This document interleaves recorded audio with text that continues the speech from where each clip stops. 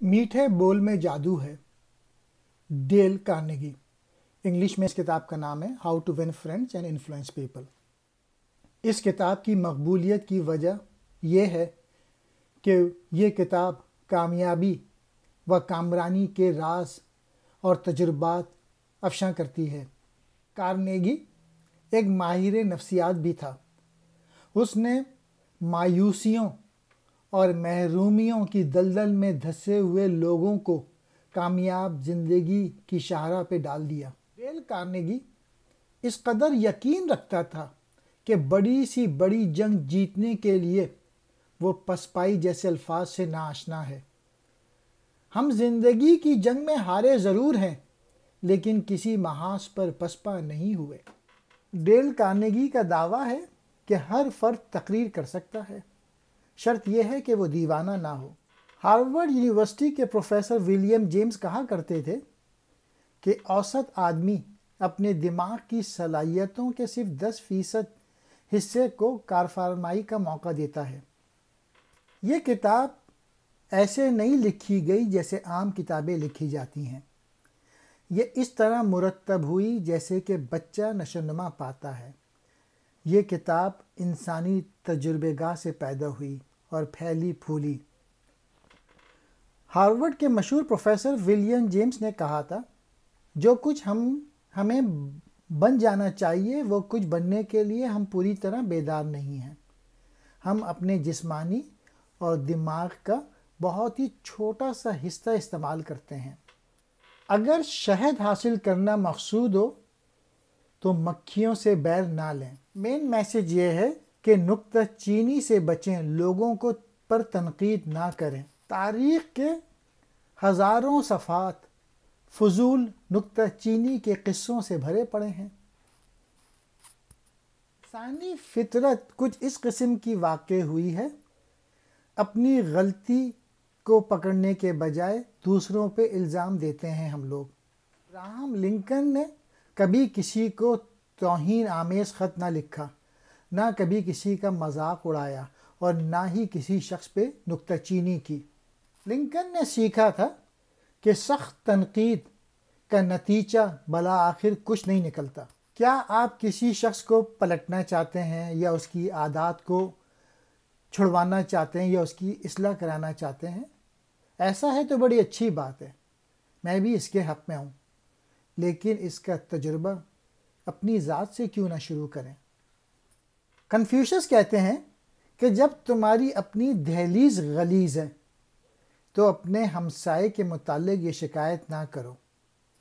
نکتہ چینی نہایت خطرناک شعلہ ہے، ایسا شعلہ جو غرور کے بارود خانے میں دھماکہ پیدا کرتا ہے، ایسا دھماکہ جو کہ موت کے منہ میں دھکیل دیتا ہے۔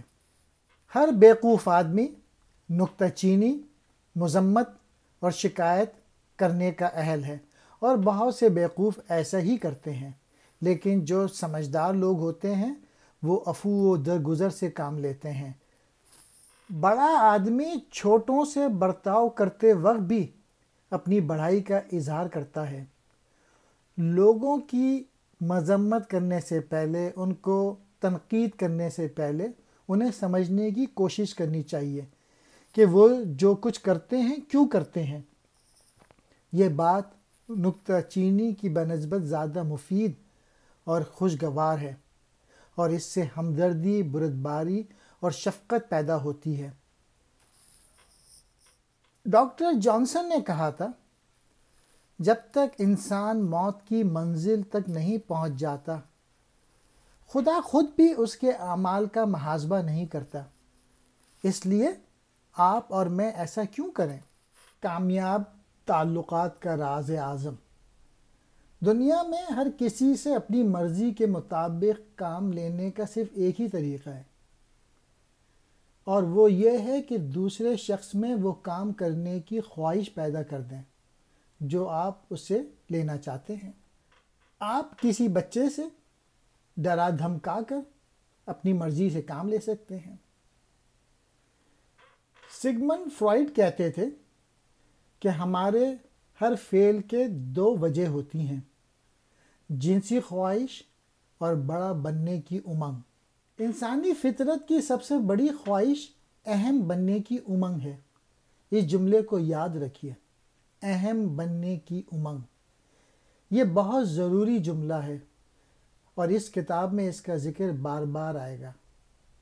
ایک مرتبہ لنکن نے خط کا آغاز یوں کیا: ہر آدمی ستائش پسند ہے۔ اگر ہمارے آباء و اجداد میں بڑا بننے کی دلسوز امنگ نہ ہوتی تو تہذیب کا وجود ناممکن تھا۔ اس امنگ کے بغیر ہم حیوان ہوتے۔ چارلس شواب لوگوں سے برتاؤ کا طریقہ جانتا تھا۔ اس سے پوچھا اس کا راز کیا ہے، اور وہ طریقہ ہے تعریف اور تحسین اور حوصلہ افزائی۔ کسی آدمی کی امنگوں کو ختم کرنے کے لیے نکتہ چینی سے بری اور کوئی چیز نہیں۔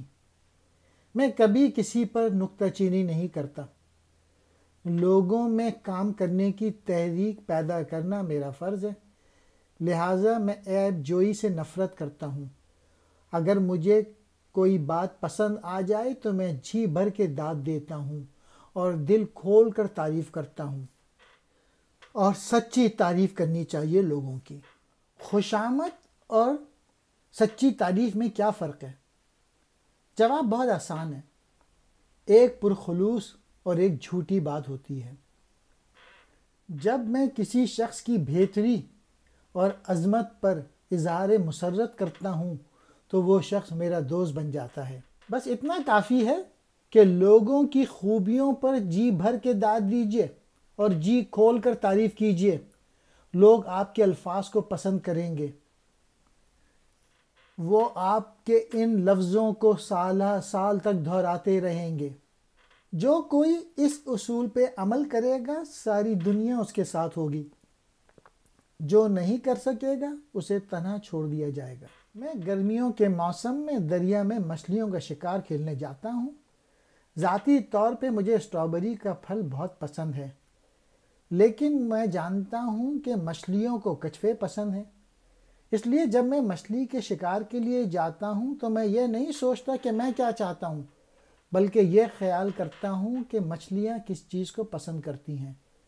میں کانٹے میں اسٹرابیری کے بجائے کچھوا لگاتا ہوں۔ ہم اپنی ضروریات کا ڈھنڈورا کیوں پیٹیں؟ یہ تو ایک بچکانہ حرکت ہے، لغو بات ہے۔ اس میں کوئی شک نہیں کہ ہم کو اپنا مقصد عزیز ہے، لیکن یاد رکھیے کسی دوسرے شخص کو آپ کی کسی غرض سے کوئی واسطہ نہیں۔ دوسرے لوگ بھی آپ جیسے ہیں، انہیں بھی اپنا مقصد عزیز ہے۔ اسی لیے کسی دوسرے آدمی کو متاثر کرنے کا واحد طریقہ یہ ہے کہ اس کی ضروریات کا ذکر کیا جائے اور اس کی تکمیل کا راستہ بنایا جائے۔ آپ جب بھی کسی سے کام لینے کی کوشش کریں تو اس اصول کو یاد رکھیے گا۔ مثال کے طور پہ آپ کو اپنے لڑکے کی سگریٹ نوشی پسند نہیں، اسے واز نہ پلائیں، یہ نہ بتائیں آپ کیا چاہتے ہیں، بلکہ اس پر واضح کریں کہ سگریٹ نوشی کی وجہ سے وہ کرکٹ اور فٹ بال کی ٹیم میں حصہ نہیں لے سکتا۔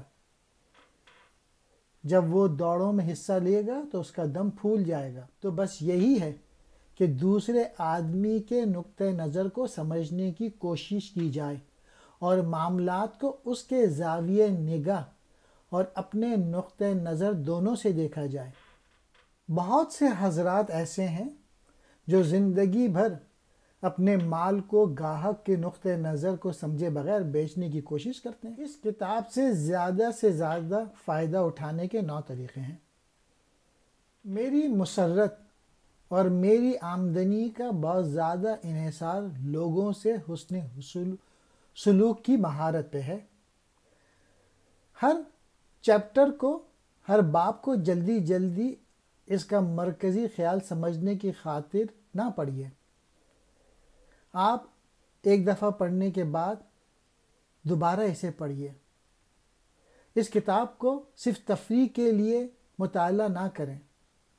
اگر آپ حسن سلوک کا فن سیکھنے کی خاطر پڑھ رہے ہیں تو ہر باب کو ایک بار پھر اسے اچھی طرح پڑھیے۔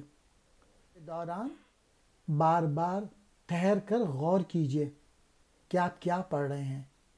اپنے آپ سے سوال کیجیے کہ آپ ہر طریقے کو کہاں اور کیسے عملی جامہ پہنا سکتے ہیں. سمجھ سوچ کر پڑھنا بہتر ہے. شکاری کتے کی طرح خرگوش کے پیچھے بھاگنے سے کوئی فائدہ نہیں. مطالعے کے دوران اپنے ہاتھ میں رنگدار پینسل قلم رکھیے. جب آپ کی نظر سے کوئی ایسا طریقہ گزرے جس پر آپ عمل کر سکتے ہیں تو اس پہ نشان لگائیے. میں ایک ایسے شخص کو جانتا ہوں جو 13 سال تک ایک بہت بڑی کمپنی میں مینیجر رہا. وہ ہر مہینے اپنی کمپنی کے جاری کردہ دستاویزات کو پڑھتا تھا، صرف اس لیے کہ تجربے نے اس کو بتایا کہ بار بار پڑھنے سے ذہن میں چیزیں محفوظ ہو جاتی ہیں. ایک دفعہ برنارڈ شاہ نے کہا، اگر آپ کسی آدمی کو کچھ پڑھانے کی کوشش کریں گے تو وہ کچھ نہیں سیکھ پائے گا. چنانچہ اگر آپ ان اصولوں پہ حاوی ہونا چاہتے ہیں جو آپ نے اس کتاب میں پڑھی ہیں تو ان پر تھوڑا بہت عمل ضرور کیجیے. صرف وہی علم ذہن میں محفوظ ہوتا ہے جسے آپ برابر استعمال میں لاتے ہیں. اگر آپ ان پر عمل کریں گے تو اس کے 2 نتائج مرتب ہوں گے. آپ ایک ایسی تربیت میں مصروف ہوں گے جو نہایت دلچسپ بھی ہے اور فائدہ بخش بھی. آپ کی لوگوں سے ملنے اور ان سے اچھا سلوک کرنے کی قابلیت یوں بڑھ جائے گی جیسے ساون میں سبزہ بڑھتا ہے. آپ ایک ڈائری رکھتے ہیں جس میں وہ کامیابیاں درج کیجیے جو آپ ان اصولوں کی مدد سے حاصل کریں. میں کسی بھی کتاب کو جب بھی پڑھتا ہوں تو اس کو امپورٹنٹ پوائنٹس انڈر لائن کر لیتا ہوں اور پھر اس کتاب کو رکھ دیتا ہوں اور پھر سنڈے کی رات کو وہ کتابیں بار بار پڑھتا رہتا ہوں تاکہ یہ چیزیں میرے ذہن میں نقش ہو جائیں. لوگوں کے دل میں گھر کرنے کے 6 طریقے. اس اصول پر عمل کرنے سے آپ کو ہر جگہ خوش آمدید کہا جائے گا. لوگوں کو اپنا دوست بنانے کے طریقے سیکھنے کے لیے اس کتاب کو پڑھنے کی زحمت کیوں اٹھائی جائے؟ اس فن کی سب سے بڑے ماہر کو کیوں نہیں دیکھا جائے؟ وہ کون ہے؟ آپ نے کبھی سوچا ہے کہ دنیا میں کتا ہی ایسا جانور ہے جسے اپنا پیٹ بھرنے کے لیے محنت نہیں کرنی پڑتی؟ مرغی کو انڈے دینے پڑتے ہیں، گائے کو دودھ دینا پڑتی ہے اور بلبل کو گانا پڑتا ہے، لیکن کتا صرف آپ سے محبت کا اظہار کر کے اپنی روزی کما لیتا ہے. نپولین نے جوزفین کے ساتھ اپنی آخری ملاقات میں کہا، جوزفین میں اتنا خوش قسمت تھا جتنا کہ کسی انسان کے لیے اس دنیا میں ممکن ہو سکتا ہے، لیکن اس وقت تم ہی ایسی ہستی ہو جس پر میں بھروسہ کر سکتا ہوں. دنیا میں سب سے زیادہ مشکلات کا سامنا اس شخص کو کرنا پڑتا ہے اور دوسرے لوگوں کو بھی نقصان اسی شخص سے پہنچتا ہے جو اپنے بھائی بندوں میں کوئی دلچسپی نہیں لیتا. ایسے لوگ نوع انسان کی ناکامیوں کا سرچشمہ ہیں. اگر ہم دوست بنانا چاہتے ہیں تو ہمیں دوسرے لوگوں کی خدمت کے لیے ہر وقت تیار رہنا چاہیے، لیکن اس کے لیے وقت، ہمت، ایثار اور عقل کی ضرورت ہے. میں کئی سال سے عادت بنا لی ہے کہ اپنے احباب کی سالگرہ کی تاریخ دریافت کر لیتا ہوں. اگر ہم لوگوں کو اپنا دوست بنانا چاہتے ہیں تو ہمیں نہایت زندہ دلی اور جوش و خروش سے ان کی مزاج پرسی کرنی چاہیے. اگر کوئی صاحب ٹیلی فون پر آپ سے مخاطب ہوں تو اس وقت بھی ایسا نہ کہیے، کچھ اس لہجے سے ہیلو کیجئے کہ دوسرے شخص کو محسوس ہو کہ آپ اس سے بات کرنے میں بہت خوش ہوئے ہیں. لوگوں کے دل میں گھر کرنا چاہتے ہیں تو اس کا پہلا اصول یہ ہے کہ دوسرے لوگوں میں سچے دل سے دلچسپی لیجئے. اثر انگیزی کا آسان طریقہ. مجھے حال ہی میں نیو یارک کی ایک دعوت کا عشائیہ ملا. ایک خاتون جنہیں وراثت میں کافی سرمایہ ملا تھا ہر کسی پر خوشگوار اثر ڈالنے کے لیے بے تاب نظر آتی تھیں. انہوں نے اپنے لباس، جواہرات اور موتیوں پر خوب دل کھول کر خرچ کیا تھا، لیکن انہوں نے اپنے چہرے کی بالکل خبر نہ لی تھی۔ اس چہرے سے خود غرضی اور تلخ آمیزی نظر آ رہی تھی۔ یہ بات ہر کوئی جانتا تھا، لیکن انہیں اس بات کی خبر ہی نہ تھی کہ عورت کے چہرے کے تاثرات اس کی پوشاک سے زیادہ اہم ہوتے ہیں۔ چارلس شواب نے مجھے بتایا کہ اس کی مسکراہٹ 10 لاکھ ڈالروں سے بھی زیادہ قیمتی ہے۔ اس میں کوئی شک نہیں، کیونکہ اس کی شخصیت، اس کی دلکشی، لوگوں کے دل میں گھر کرنے کی صلاحیت ہی اس کی غیر معمولی کامیابی کے اسباب تھے۔ الفاظ کے مقابلے میں اعمال کہیں زیادہ آواز رکھتے ہیں، لیکن مسکراہٹ کہتی ہے کہ میں آپ کو پسند کرتی ہوں، آپ میرے لیے باعث مسرت ہیں، آپ سے مل کر خوشی ہوئی ہے۔ میں نے اپنی نکتہ چینی اور تنقید کی عادت بھی ختم کر دی ہے۔ اب میں عیب جوئی کے بجائے لوگوں کی تعریف و تحسین کرتا ہوں۔ میں نے اپنی ضرورتوں کا ذکر کرنا چھوڑ دیا۔ اب میں دوسروں کے نقطۂ نظر کو سمجھنے کی کوشش کرتا ہوں، اور ان تبدیلیوں نے میری زندگی میں ایک قسم کا انقلاب پیدا کر دیا ہے۔ اب میں بالکل مختلف آدمی ہوں، ایک شادمان، امیر، دوستی اور مسرت سے مالا مال، اور یہی چیزیں ہیں جن کی زندگی میں قدر و قیمت سمجھنی چاہیے۔ دنیا میں ہر شخص مسرت کا متلاشی ہے، اور اسے حاصل کرنے کا صرف ایک ہی طریقہ ہے، اور وہ ہے اپنے خیالات پہ قابو پانا۔ خوشی خارجی حالات پر ہرگز مبنی نہیں، یہ تو آپ کے احساسات کا معاملہ ہے۔ آپ کی خوشی یا ناخوشی کا انحصار اس بات پہ نہیں آپ کے پاس کیا کچھ ہے، آپ کون ہیں، یا آپ کہاں ہیں، یا آپ کیا کر رہے ہیں، بلکہ اس بات پہ ہے آپ کیا سوچ رہے ہیں۔ ایک مرتبہ لنکن نے کہا تھا، اکثر لوگ اتنے ہی خوش ہوتے ہیں جس حد تک ان کا خوش ہونے کا ارادہ ہے۔ مسکراہٹ کی قدر و قیمت یہ ہے، اس پر کچھ خرچ نہیں آتا۔ یہ حاصل کرنے والوں کو مالا مال کرتا ہے، اور دینے والوں سے کچھ نہیں مانگتی۔ مسکراہٹ ایک جھلک ہوتی ہے، لیکن بعض اوقات یہ ابدی ہوتی ہے۔ مسکراہٹ کے بغیر کوئی شخص امیر نہیں۔ جس کے پاس مسکراہٹ نہیں، اس جیسا کوئی غریب نہیں۔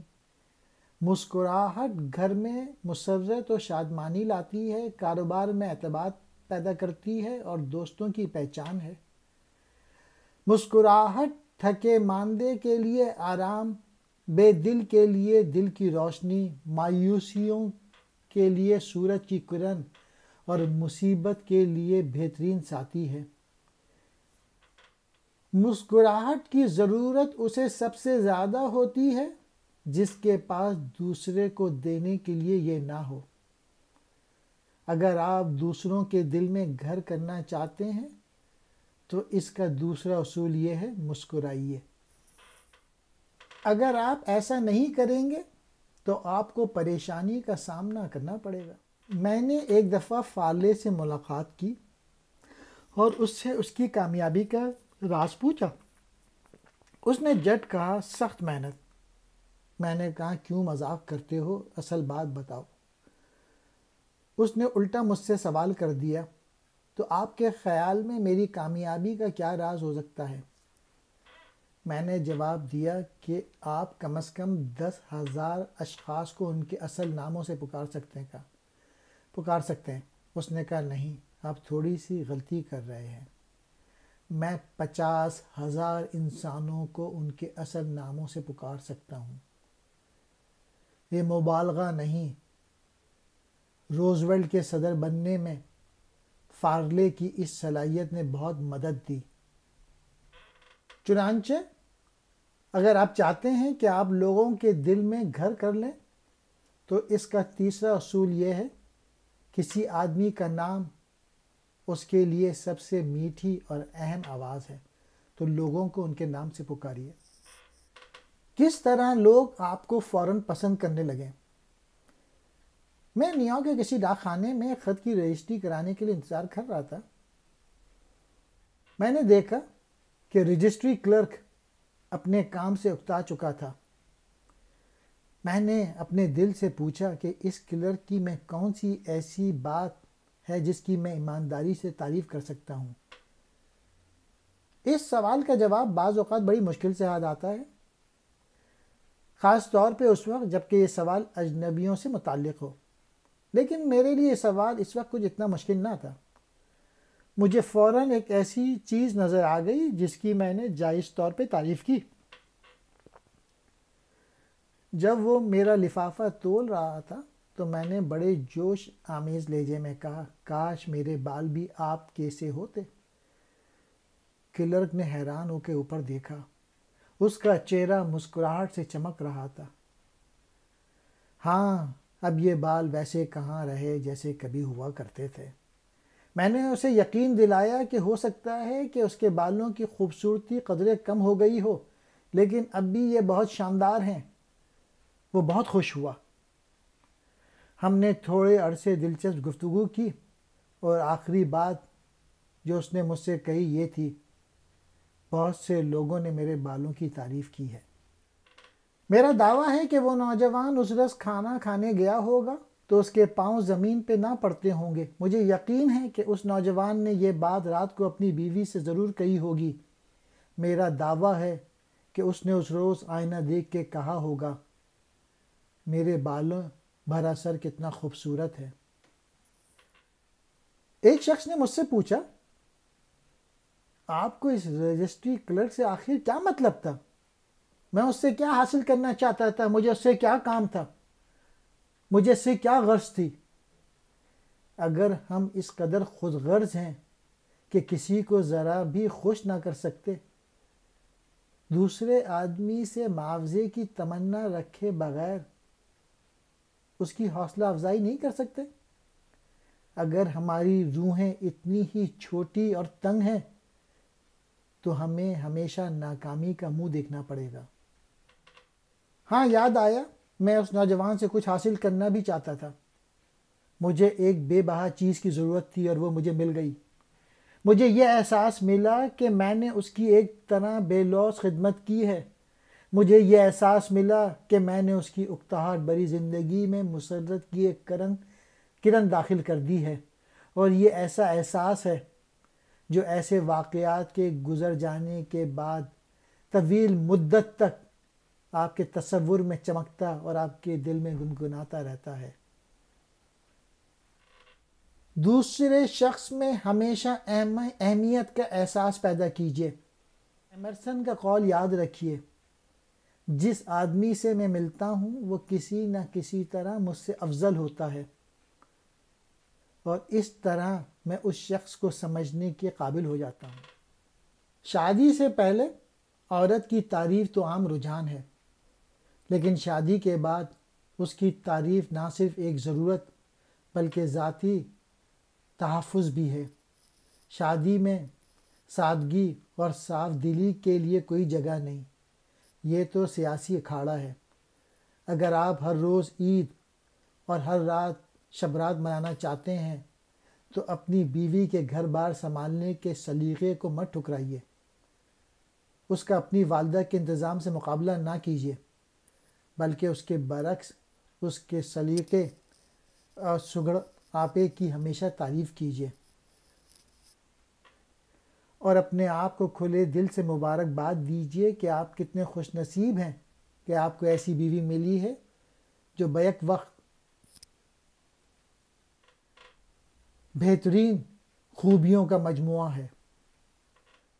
اگر آپ چاہتے ہیں کہ لوگ آپ کو پسند کریں تو چھٹا اصول ہے، دوسرے شخص کو اس کی اہمیت کا احساس دلائیے اور تہہ دل سے اس کی تعریف کیجیے۔